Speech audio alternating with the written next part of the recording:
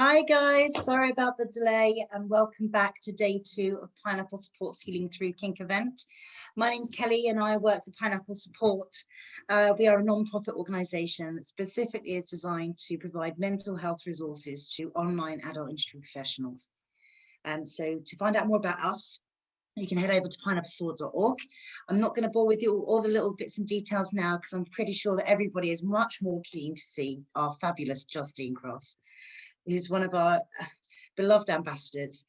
Justine's also a femme queer BDSM consultant in NA, and she owns Dungeon East and Dungeon West, 2 premier studios. Today, she's joining us and to hosting On Your Knees, Power and Submission. So Justine, if you want to turn on your camera now and your speaker for us.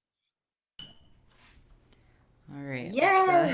There. I don't know what happened. I was here, but there was nothing going on. But Oh and no. I'm in the Golden Girls. I'm in Blanche's bedroom. Yeah. I love that Hey. background. You have more plants on your wall than I have hanging up. So I'm All going to my love you plants and are leave you dead. now. Oh, bless you. I love you and leave you now and let you do your presentation because I think everybody's waiting to get started and they're here to see you. So much love and I'll speak to you when you finish, okay? Okay, great. Thank you. All right. Let's see. You've enabled me to share stuff. Alrighty. Hello, everyone. Sorry for the delay. I don't usually use Zoom for presentations, so if someone can let me know how to do a share screen here, because I don't normally do that. Oh, there it is. Okay. My partner is waiting outside the dungeon door there, so alrighty. There we go. All right, everyone can see everything, what's going. I will, usually I do this in 2 hours, but I got a late start because, well, obviously a submissive screwed up and someone needs to be punished. So maybe I'll have some volunteers later for the punishment of whatever weird Zoom black hole I was in earlier. But I'm so happy to be here with Pineapple Support today, and I've been, supporting this company or nonprofit rather for a long time, and was introduced to it through my friend, friend and colleague, Dr. Amy. God, I can't remember. Dr. Amy. Amy, oh, that's been a while. So I'm happy to support today and do this class with you for Pineapple Support. This is a free class, so I hope some people will donate later. I'll get you to do that. All right, so without further ado, let's get started. Are you on your knees? Who's on your knees? I love looking at the chat later, so you can pop in there. I know some people can only listen to this now, but hopefully we'll have a good chat going. And then, of course, I'll leave room for questions at the end. So, who am I? I am a professional BDSM consultant and dominatrix here in Los Angeles. I've been doing this for over 10 years. I am also the owner of Dungeon East. The owner of Dungeon West too. Dungeon West did close last year because of COVID. In addition to primarily working in sex work. Oops, what is happening?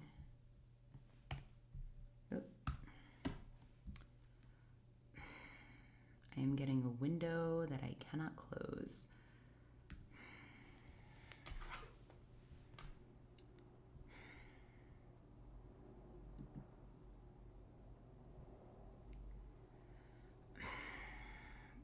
I am really sorry. Something is very strange here. Hold on.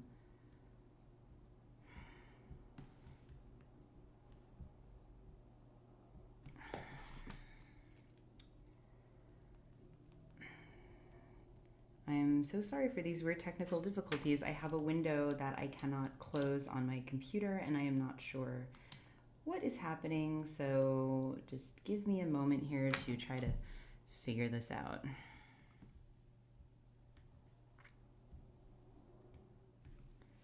I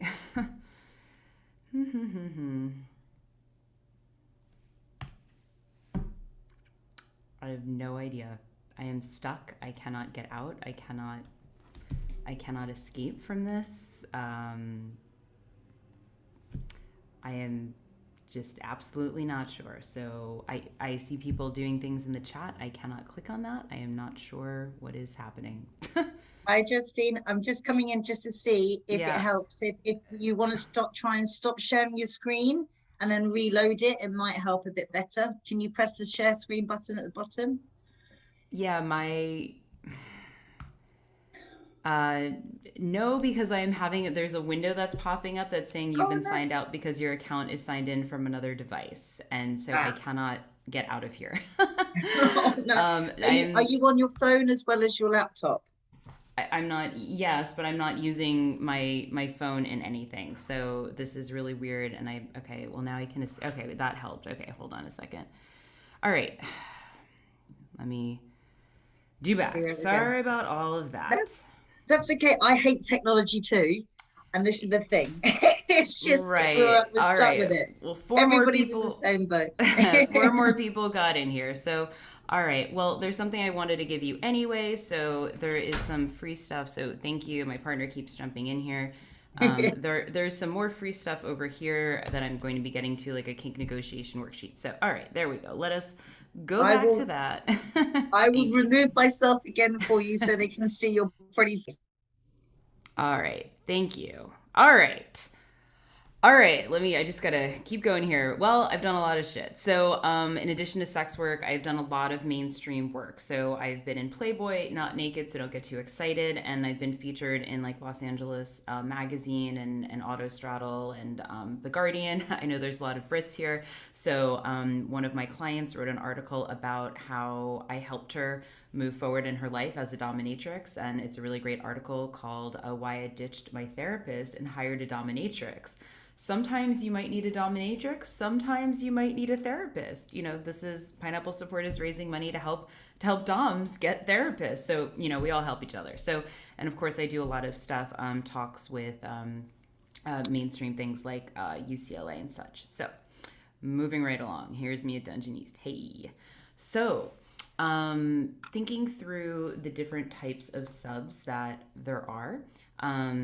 Here a list of few. I want you to just take a look. I'll read a few because I know not everyone's watching this, and just kind of think about what is resonating with you. Just a submissive, bottom, a servant, a slave, pet, a student, high protocol, sissy, brat, boy, BOI, girl, etc. So just kind of think about which of these, if any, are resonating with you or get you excited, things like that. So I see my partner is here and joined me. I guess I kept frantically texting her, help, help, help, I'm alone. Thank you, I hear you breathing, and it's very soothing. Okay, and here we have a little exercise. So if you can, grab a pen. If we were in person, I'd be giving you a little Yes Mistress pen. This is my little feather pen I just got from my friend over at Disco Dining. So I'd like for you to take a moment and think about these things. I assume most people are here because they are submissive or want to learn more about that. Obviously, my beginning intro got a little messed up and delayed because of technical difficulties and me feeling nervous about that. But if you want to just think through things and finish the sentence, I am, I desire, I need, I require, my skills are, and what I'm looking for in a dominant is. And if people would like to, I don't think I can look at the chat at the same time as I'm doing this. So, but if you would like to share in the chat, for some reason maybe I can. Okay, there we go. So if you want to put things, this won't go away. This is so weird. For some reason, my mouse is just not wanting to highlight things. So anyway, moving right along. So if you want to put things in the chat to finish those sentences. If not, if you just want to write it down and think about that. I am, I desire, I need, I require, my skills are, and what I'm looking for in a dominant is. And maybe you don't have the answers right now. Maybe you just want to, I'm really sorry, I cannot look at the chat because my mouse is just not wanting me to do that. So every time I try to click on something, it goes to my next slide. So I assume you're just showering me with compliments or, asking about, what my Cash App is, but I'll have to look at that later. I don't know if my partner I'm not sure how much free time she has, if she can bring me in the computer. Yeah, I'll be right in. Okay. That's very helpful. My partner Jordan, I don't know if some people went to the BDSM invitation yesterday. She leads that, and so we're a two dom household. When we both have PMS, it gets real interesting around here. Thank you for joining me through the magic. Yeah, I'm not sure what is happening here. So wonderful. Thank you. Thank you, Alexander Snow. I am submissive. I am a blend of servant, slave, and bottom. Wonderful. I desire to submit. Yeah, and I understand if we can't all share right now, and then that's fine and understandable, and it's just something to think about. If you want to take like a picture of that slide so you can think about it for later or write it down. We can do that. So, let me read that last one. I desire to be lightly choked while being told I am a good girl. Wonderful. I desire to be owned. Yeah, these are all really great. You see, this is like anyway. Yeah. So, all right, moving right along here. So, I need this. Sorry, I need this. Yeah, sorry. I have this window in the middle of my screen, so I can't see the things. So yeah, thank you. I appreciate that. Okay, so I apologize if I'm looking over here. What makes a great sub? Well, obviously for me, and like anything with the pink. So you want to think about things in this pie chart. This is, not equal, or it can be equal, but this is just, an arbitrary pie chart here. So you want to think about things that, what are your interests as a sub? You have to have interests as a sub. It's not interesting to say, oh, just do whatever you want. And what I should also say that I forgot in the beginning is that I'm coming at this completely from a dominant perspective. And I'm telling, I don't switch, I don't sub, but I see subs all the time. So I am telling you what is working for me as a dominant. Not that it's not about like all dub som relationships are the same, or like I like all subs the same, or like that kind of thing, but it is never going to be interesting for any dominant that you're going to have a great relationship with if you don't have any interest and you do not tell your dominant what they are. You do want to have a certain kind of skill that can be interesting. We'll get more into service stuff, boot polishing, stuff like that. What skills can you bring to this relationship that are going to be wonderful in your relationship? Same thing as a dominant. If I want to whip you, I better know what I'm doing. So if you want to like worship your dominant's feet or give them massage, you need to know what you're doing. And also making sure that you are always going through making sure everything is very consensual. Consent always has to be enthusiastically given. It can be withdrawn at any time. And just because you say yes to something once doesn't mean that it is a yes forever. And we will get into more things about style and persona later in this little presentation. And we also want to make sure that when you are submitting, that you are making sure that you have done the work for yourself and that you're in the proper mindset. If you're not in a really great emotional or physical state, it's not going to be great for your dominant. They're not there to necessarily fix you or correct you. Of course, kink and BDSM are really wonderful healing modalities. That's not to say that there aren't, but you need to make sure that you are in the right present and you're in the right mindset in order to submit and give over control to a dominant. Okay. And then, of course, we're always going to make sure that we are talking about boundaries and communication, which is helpful in all relationships to make sure that you're having those boundaries and clear communication. I think that most certainly in the last year, we have hopefully done a lot of communicating about boundaries because we've sort of been forced to because of COVID. And I think that, I am queer, and I'm in the BDSM community, and these two communities, we do a lot of communication. Sometimes, as lesbians, like over communication, as we joke.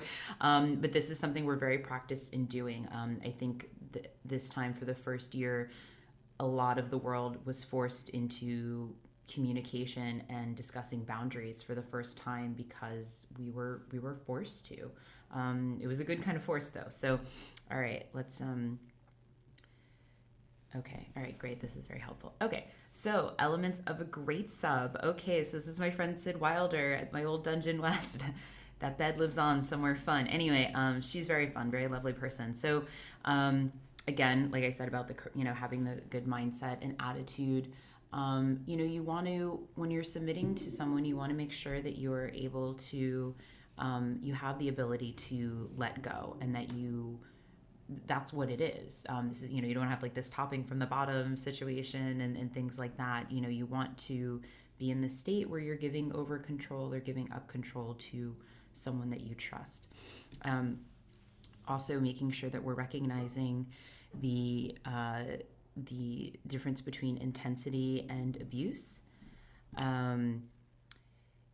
I see people putting stuff in the chat. If it's possible, if you can put those in the Q&A, because I think that'll be easier for me to find everything after. And I can't do that. Sorry, that's the problem. Unfortunately, for some reason, what's happening for me right now is I have the chat in the middle of my screen and my mouse is not showing up. So I can't put it in the Q&A. So I am now telling you to put it in the Q&A. So you're all submissive, so maybe you'll do it. You should. No, but really, though, I can't. So anyway, thank you. Thank you, Kelly. I really appreciate that. So put all that there, and I will make sure that I get that in there. So, okay, abuse unfortunately happens in DS relationships, and it happens in any kind of kink or BDSM relationship. We don't want it to, but we need to recognize the difference between intensity and abuse. And, when things are abusive, it's because they're happening when they cross boundaries, when people aren't consenting to these things, when there's sort of a control that is happening in a way that is overreaching. Usually when it involves other people, when like other people are sort of being forced to be into the scene, or they're so incredibly isolated. Again, something else that is a really wonderful element of a great sub, that's something I very much personally enjoy, is setting up the space, like preparing for the scene, laying out toys. Sometimes it doesn't even have to do with toys. Like maybe someone's like setting up the dinner table correctly and beautifully. You use the utensils on the way in, if you've watched Pretty Woman. And then, just also thinking about what your intention is when you play. Something that I've started doing with my play, but also just in general, every time we go out, or, more accurately, when we go to the couch for Zoom, we think about our intention. What is our intention for the evening? What is our intention for the night? This is something that we usually do in yoga. We think about our intention for our practice. And I really recommend doing this both for your play as well as for your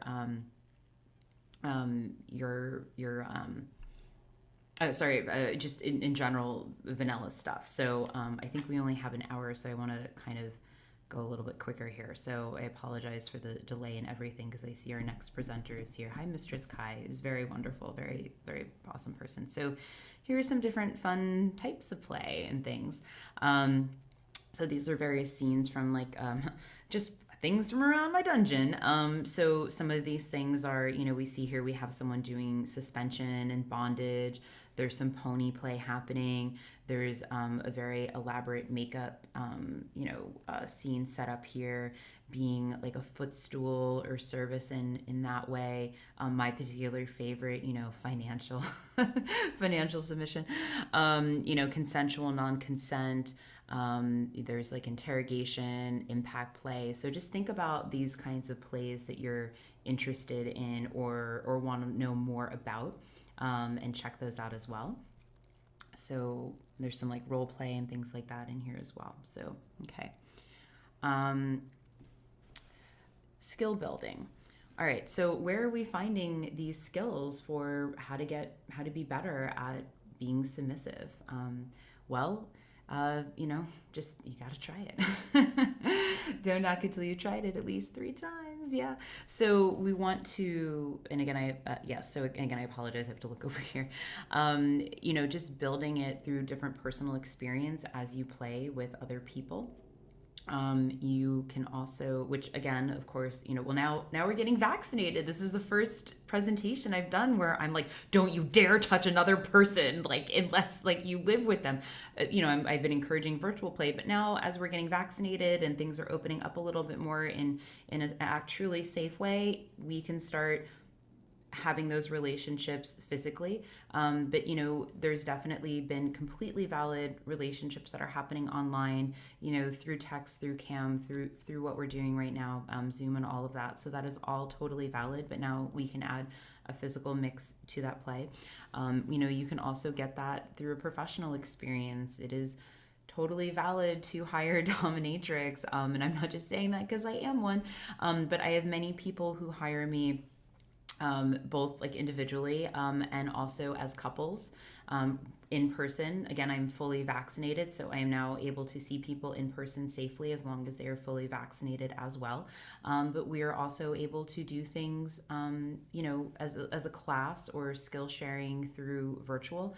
That is really valid. I apologize, this class got a little short and didn't quite go into as much of things as I want to, but I still am doing classes virtually and will be through the rest of the year. And the Gumroad link that I put on there is also past classes that I've done that have all my jokes, that have all my best jokes, as opposed to me just nervously texting my partner asking for help. Okay, so also watching others. Again, this was a little hard during quarantine. I do recommend checking things out on porn, but like porn is, has its purpose, but it's very theatrical and it's done by professionals who, there's like only one person's job to rig someone, to tie them up. So I always say that, just watch that kind of for ideas and things you want to do, but don't, understand what your skill level is, that it might not be as extreme or as theatrical or as like over the top as you might see in porn, but it's a great place to get good ideas. Again, now things, if they're opening up for you in a way that's safe and you can see people at play parties, or even virtual play parties that are happening, as I'm doing, then you can check that out as well. Just again, experiencing more and, checking out bottoming to different tops. Different styles, because everyone's going to do something differently. I see a lot of clients and they're always like a little nervous. I've seen a lot of new people recently and they're like, okay, I don't know, is this, how do you want me to do this and that? And, they want to make sure they're doing a good job. So that's wonderful to ask and make sure that you're doing a good job for your dominant. And again, of course, classes, continuing to do classes online.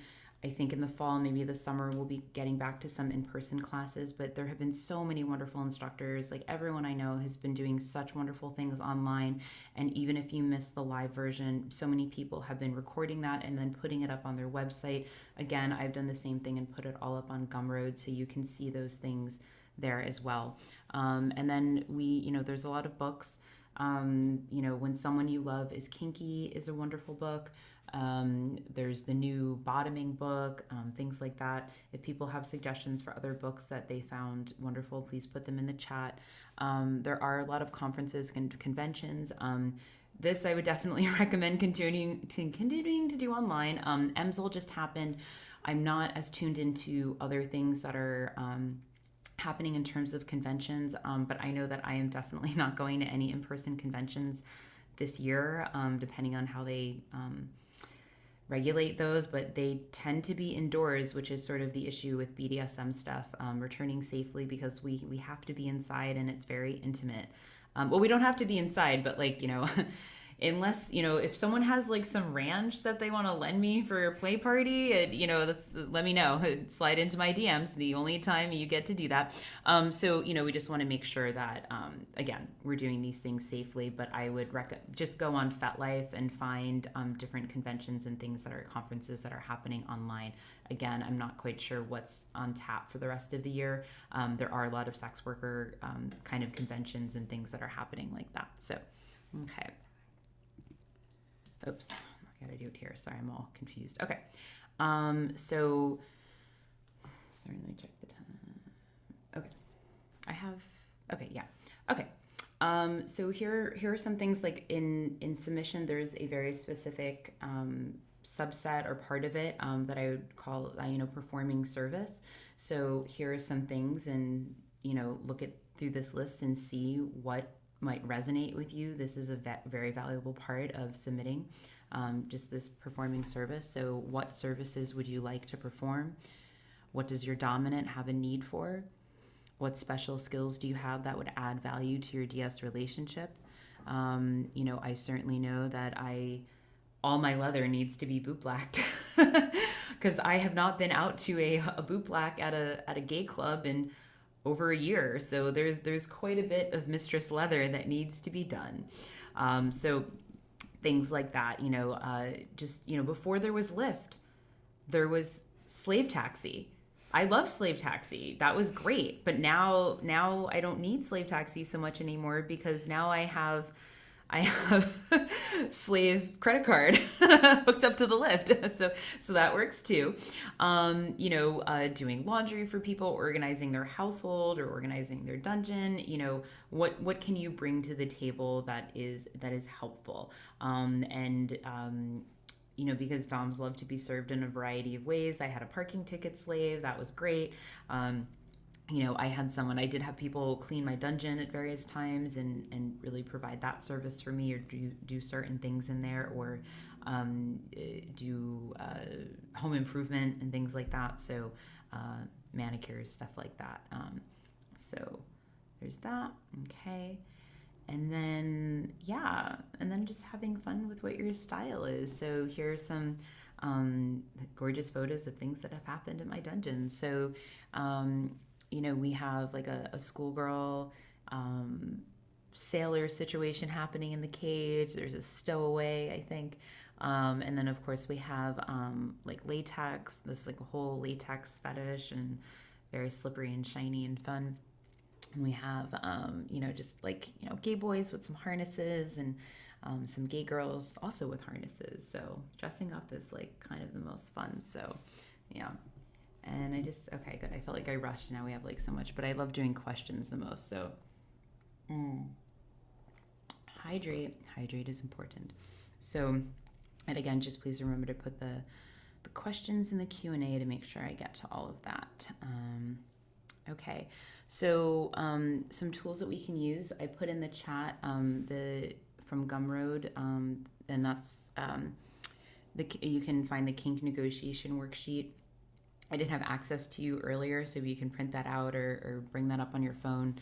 And that is a free guide that you can download there from my Gumroad that I developed over the last year or so. And that's just going through, it's establishing the boundaries and framework for play. It is different from other sort of guides where you see like a yes, no, maybe checklist kind of thing, which is also valuable for things like, are you into gags? Yes, no, maybe. Are you into spanking? Yes, no, maybe. So it's more about how do you feel, and I think, I'm not sure, but if you can take a look at that and fill that out with your partner or your dominant, or even if you're solo right now, that's totally cool, and figuring out what might be working for you in that. So it's more about how you feel. Like, how do you want to feel while you are doing a scene? Do you want to feel scared? Do you want to feel submissive? Do you want to feel humiliation? What kinds of things are happening for you in that state? And this is just really clearly outlining what you want to do, what you don't want to do, and how to do it. And this might change as you work with different partners, when you're working with different partners and different scenes and different days and stuff like that. So it's just like a helpful jumping off point, and also just like a really good check-in to see what, and then, for me, I don't go through this with every single person. It's okay. I don't go through, it's okay. I don't go through this with every single person when I'm having a more of a client-based relationship or someone I know well. It's like shorter because I generally know them. But the things that I never skip over are things like medical concerns and safe words. And then the best question, no matter what scene negotiation you are doing, you want to make sure you end it with, is there anything else you would like to discuss or need me to know? That is the most important question to make sure that you've covered your bases and figured out what you want to do. And you also want to make sure that you're having a plan for aftercare and that you're expressing what it is that you want before that play, so that your dominant can give it to you. And, doms also need aftercare. So that's important to ask your dom and for your dom to let you know.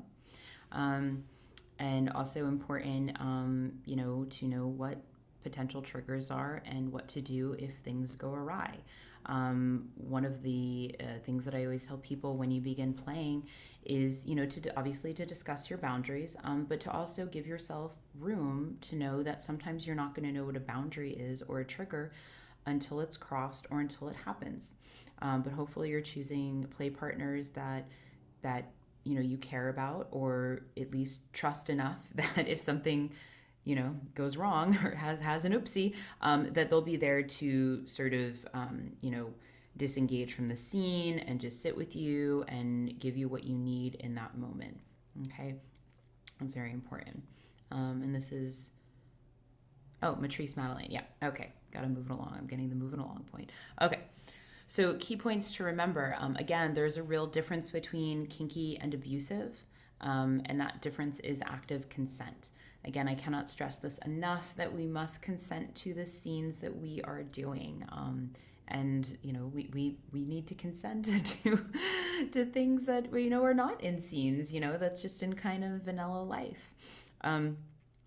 We want to, while we're in this, submissive journey, we're also unlearning behaviors that we were taught, that a lot of people have shame in a power exchange or a role, because we're taught, or we're hopefully taught, don't call people names, don't hit people, please don't do that. But it's okay to do this if we are adults and we have negotiated this and we have consented to this, we understand what everyone's boundaries are, and hopefully there's always a safe word. And I think that when I was developing this class is that I want to really make sure that submissives understand that, me as a dominant, I want that submission. I want you to worship me. I want you to submit to me. I want you to find those things that work for both of us and for us to do them together. It's, usually at play parties, there's more submissives than tops. I do a clothing swap. Well, not right now, but I do a clothing swap in my dungeon. And if you're into a clothing swap, I always have this joke where it's the only time there's more tops in the dungeon than bottoms, because everyone brings a t-shirt and I don't know. But anyway, there's lots of subs out there. You're all having the same fantasies. It's, you just got to find the tops, and we want to find you. We want to have fun. We want to play with you. And just remember that touch or any kind of play, it is a privilege. It is not a right. Housing is a right. BDSM is not, it is a privilege to touch you. And, same for subs. It is a privilege. It is a privilege to have that interaction with someone in sex, that your body is amazing and powerful and you get to choose who touches it. So that's what's super awesome. And you want to have fun and have a good time like this person. So, all right, moving right along here. So, some common challenges. Again, or I shouldn't say we, because I'm not submissive, but things that come up a lot when I have playtime with submissives is a lot of negative emotions like shame, because we're not supposed to feel this way, but you all do. Okay, so jealousy is a big one for many different kinds of relationships, and it generally stems from a certain kind of insecurity, and you need to think about what that is for you, and why that might be coming up. Fear is a big one for so many different things. Like, what are we afraid of? And this is my partner, who's a hypnotherapist. Whenever I'm having something, obviously not related to like a DS thing, and I'm like, I can't. And she's like, well, what are you afraid of? And I'm like, oh God, you know what? You're right. Actually, there's really nothing to be afraid of. Like, I'm fine. It's usually when I'm freaking out because like not enough like tickets have sold for an event. She's like, why do you do this every single time? Like, what are you afraid of? No one's gonna come. I'm like, no, everyone's gonna come because it's amazing. And then it's like, anyway, that's just me. These are emotions I don't have very often. So low self-esteem. Okay, again, I get a lot of people like, oh, no one's going to want to play with me. And it's like, we just have to ask. You just have to, kind of get out there a little bit and just ask people. And I often find at my play parties in person, or even my virtual play parties, the same dynamic is getting played out. The people who ask for what they want and also just say what they want are people who generally get what they want. I would see it happen at my in-person play parties. The people who just kind of sat on the couch and expected like play to happen to them did not get played with. And I'm seeing the same thing happen in my virtual play party, where people are saying, things like, oh, well, I don't know, I just didn't meet anyone and I'm not getting the thing and whatever. And I'm like, then I talk to other people, they're like, wow, I got 3 dates out of that. Thank you. And I'm like, well, okay, yeah, you asked for what you wanted, you said what you wanted, and people will find you. They will find you, they will get to you. You also want to make sure, time management, always a big one, always a big one for everyone. So, time management, definitely not underestimating how long it's going to take you to do something, and making sure you have that in your calendar. And if you have play partners or poly relationships, having a shared calendar is really helpful.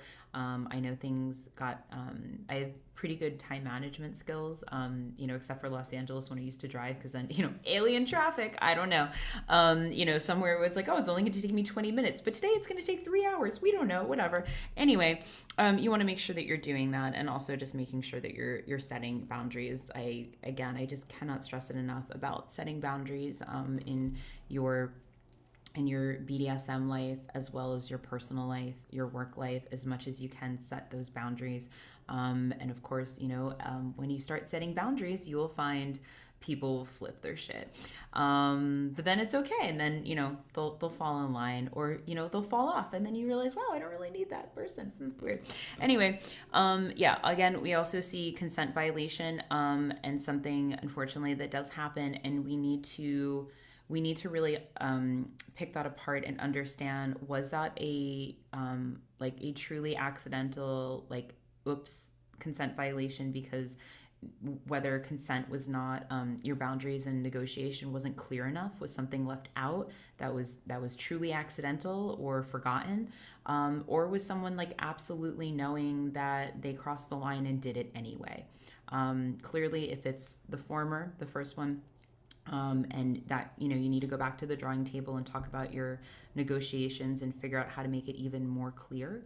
Or if it's someone who did something to you knowingly to violate your consent, and that's someone you can't, you shouldn't play with again, and it's not a good, it's just not a good thing. So, again, we can't get into, there's substance abuse issues too. We don't want to be playing while we're really intoxicated. You cannot give your full consent when you are under the influence, whether that is alcohol or drugs or marijuana, just anything like that. Again, we're in United States and Los Angeles, and weed, and actually most of the country, is pretty legal here. We do have alcohol at our play parties. We don't let people smoke inside. Like, some places don't allow any alcohol or any drugs because they don't want the legal liability. So, I tend to have a glass of wine, or maybe use some marijuana when I'm playing, but I'm not getting intoxicated, and I'm certainly not doing things with other intoxicated people, and people are not going to play with me if I appear to be intoxicated. So you want to think about that. There's a difference. It's, having a glass of wine versus being intoxicated. And then also just understanding, again, this whole conference is about mental health, and understanding like what your triggers are, understanding yourself, and knowing if you are prone to panic attacks, like what those look like and what your partner can do to help you get out of those.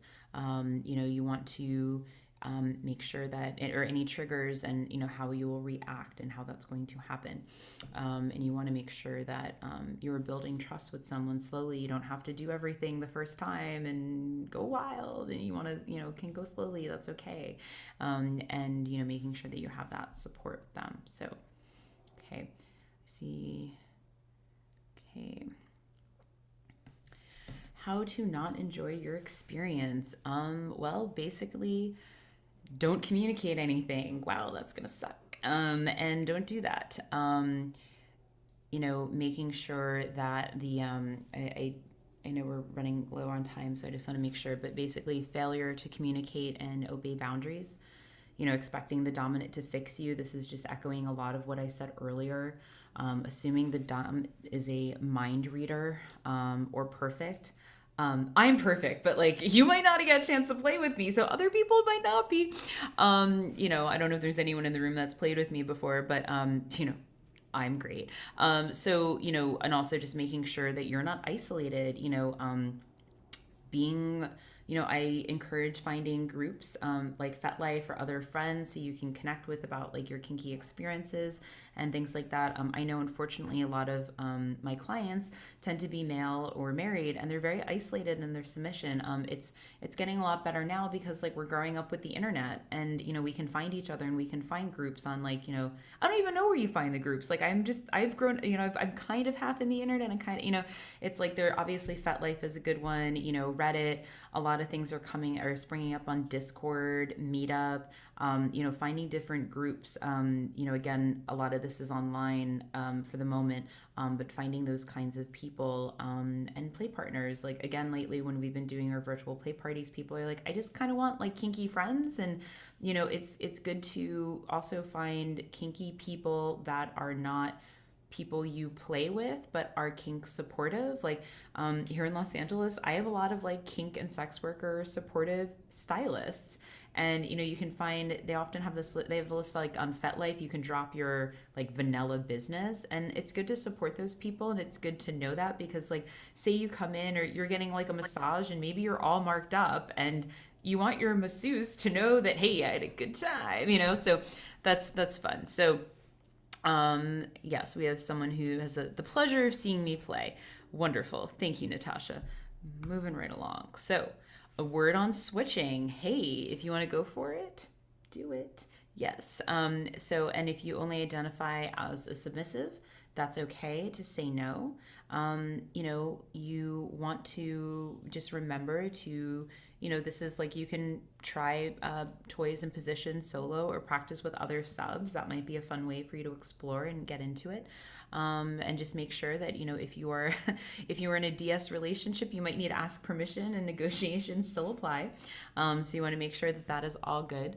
And, again, go back to that worksheet where you want to make sure that you are still making sure all that is happening. Okay. So, any questions that we will, I'm not sure. Oh, I can do, my mouse has finally reappeared. Okay, so let me take this over here. Okay. So you can add me on, if I do this, will this go away? No, okay, great, awesome. Oh, thank you. My mouse is finally back. I don't know where my mouse went. Is Mercury in retrograde? Because like, what happened? Okay, God, I was so like, oh, sorry, I was a little flustered there at the beginning. Please add me on all the things. Instagram, TikTok, Clubhouse, Clapper, which is like the sex worker TikTok, I guess, is the Justine Cross. I'm also on Twitter as Justine Plays. And my website is losangelesdominatrix.com. I'm continuing virtual classes and events, and they're always on Eventbrite, and they're always sliding scale. So you can get those at losangelesbdsmevents.com. And then I also put that Gumroad link for you there for some free stuff. And then, you will always, my past recorded classes, including the full and better version of this class. But all right, so we can get to some questions. So yeah, I will just start. So, okay, what do you recommend for people who feel regret or have PTSD that occurs in a delayed subdrop? When there is enthusiastic consent and all is well during session, but later there are complex feelings after outside of the context of the session. Really wonderful question. Again, I think it's a matter of knowing yourself and doing that self-care and also communicating that to your play partner if it makes sense in if a relationship is ongoing. So if that's like, your live-in partner or your partner in general, like say, hey, I need you to check in with me the next day, or I need us to schedule a walk outside. I'm very good at self-care, and there is dom drop, after I'm playing all night, and then like the next day, like I'm like, that was amazing, it was lovely, now I'm like sad. So I always make sure that I plan like brunch and hang out with people and go out and things like that. And it's and also just trying different things, like doing journaling. You might want to schedule a self-care day for you. It's like, do you want to go to the spa? Do you want to connect with like a friend to just discuss your good time? And this is why it's great to not be isolated and to have friends that you can discuss kinky things with. Do you want to do a sound bath, a meditation, like BDSM meditation, like we do, just finding different things that are working for you, but knowing that that is happening for you, making sure that you take responsibility and care for yourself. And also, if it makes sense to bring your partner into that discussion, to aid you in a certain way that is helping you move forward. Thank you. Okay, let's see. Yeah, I know we only have like a few more minutes. So LA Kink Pride, let's see. My partner is going to put that in there in the chat for you. But if you just go to lakinkpride.com, that is a full virtual event that we are doing in June. And there are a lot of really wonderful instructors. It is basically sliding scale for everyone. Most of the schedule is up. We have classes, we have events, we have virtual strip clubs. It is 100% online. We will have some ASL interpreters for some of the classes. We're still finalizing the schedule. And we are actually at one of the events raising money for Pineapple Support with Cyber Clown Girls on Wednesday. So that is happening. Okay. Let me see here. Okay. Your favor of enthusiastic consent. However, YouTuber Eva Lupina, I think I follow her, who does a lot of BDSM related videos and self-identifies as an asexual submissive who nevertheless frequently agrees to sex with dominant partners, has argued that affirmative consent might be a more realistic model for people in BDSM and DS relationships and for people in established long-term relationships. For example, she cites consenting to fetishes or other sexual or play practices that rate 4 to 5 out of a 10 on the pleasure scale because these are very pleasurable for one's partner, or in Ava's case, having a kind of sex, any kind of sex since she's ace and she doesn't hate on it. It's not preferred things. Okay. Yeah, I mean, I think that, well,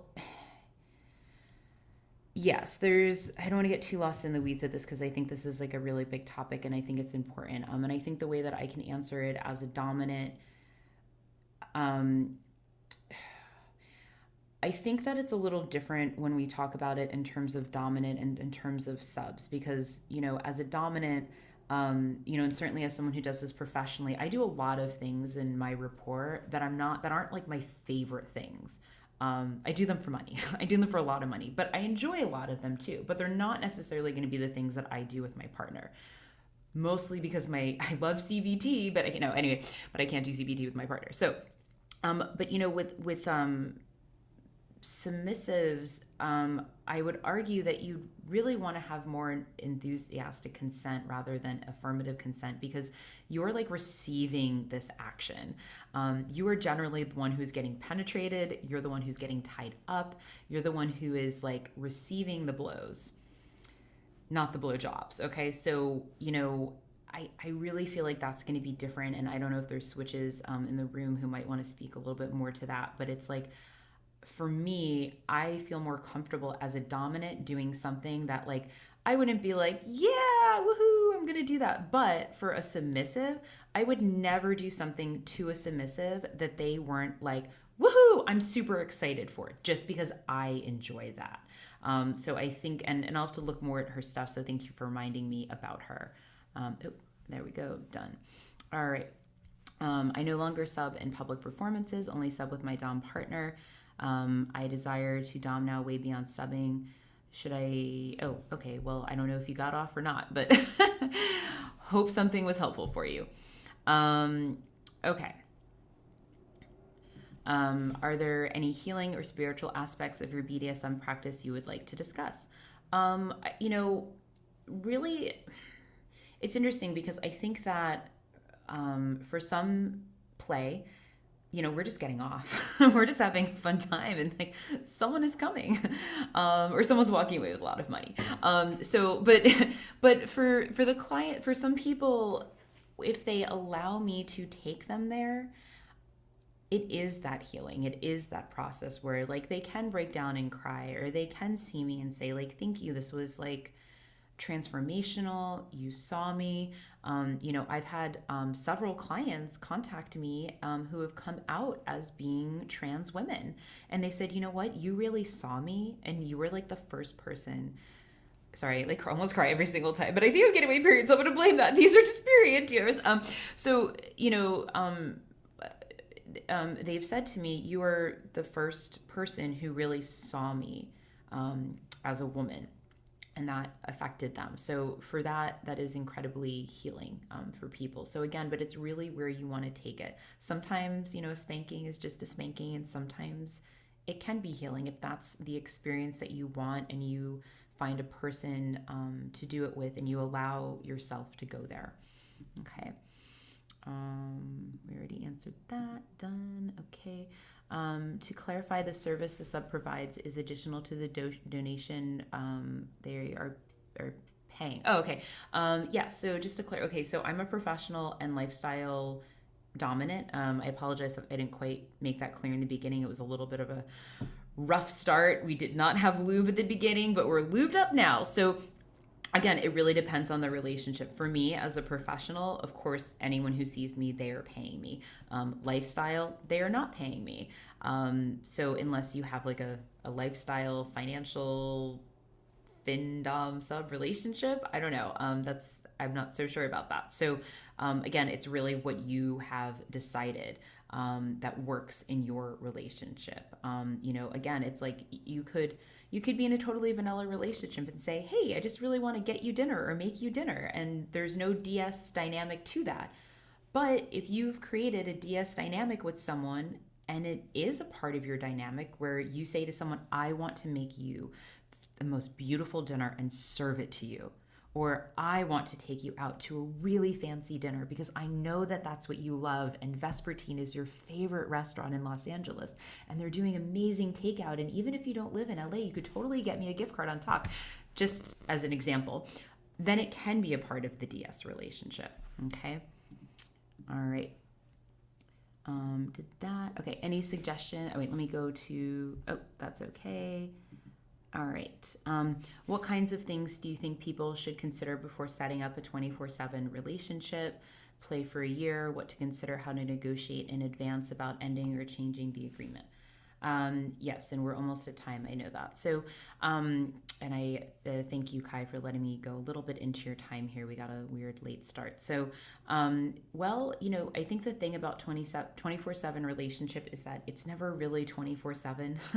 As much as we want to fantasize about it or think of it that way, we all have real world things and real world problems and things that are going on. So I think that and we like in BDSM to like have this like specific lexicon and vocabulary and contract for certain things, but a contract is like completely meaningless in terms of like a DS relationship. It's not going to like hold up in the court of law. It's not like, well, I said we were going to be 24/7 for 2 months, and now Fluffy has just left and is not, submitting to me the way that we discussed. And, that's just not going to work. So I think that, frequent check-ins are very wonderful.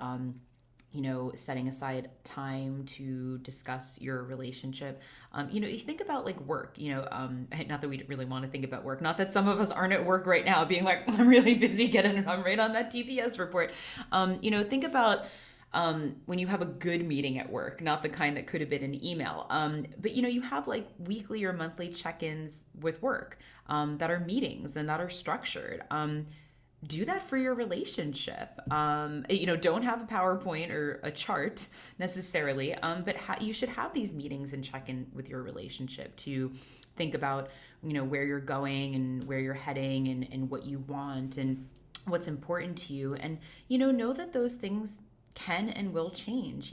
We're sort of in this, generation right now or coming up where we are not in relationships that are 30 years long. Like, we are not going to be the winners at weddings that are like, we've been together for 80 years. Like, that's not going to happen for us because we understand that we change as people.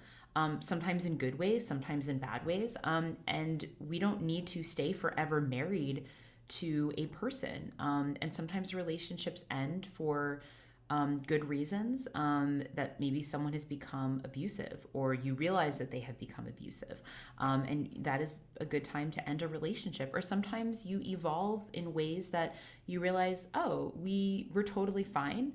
Nothing's wrong, but it just doesn't work for us anymore. For whatever reason, maybe we want to be kinky, or maybe we don't want to be kinky. Maybe we're gay. Maybe we've changed gender, all of these different things. So, that is that. I'm getting kicked off. I'm getting kicked off. I'm just coming in quick because we're slightly overrunning now, and I've got Angie waiting to come in. And I'm really sorry because I know you just got into your flow and it was sounding really good. No, it's okay.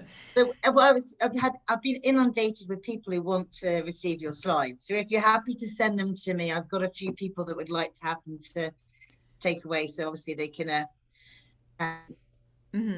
review it again at a later date. Yes, I will. I'll probably just be, I'm so sorry that this was weird. I'll probably just give everyone a link to the full version of this class on my Gumroad that you can just get for free, and just please don't share it with other people. I know how many people are in the room, and I know how many people can do it. So I'll just give you a code for that. So, but I know you'll be good. And so, yes, I think that is it. So thank you everyone so much for coming and bearing with me. And I'm going to go find a submissive to punish right now for whatever happened.